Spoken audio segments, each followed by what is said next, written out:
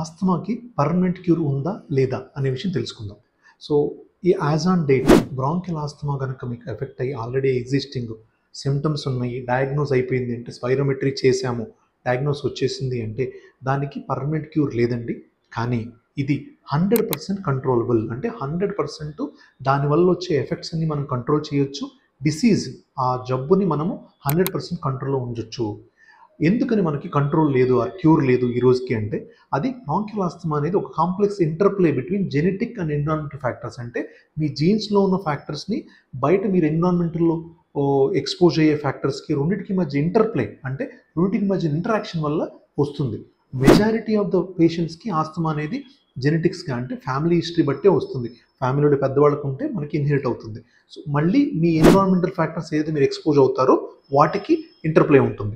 ఈ రెండు complex interplay వల్ల వస్తుంది కాబట్టి దానికి పర్మనెంట్ క్యూర్ ఈ రోజు వరకు లేదు.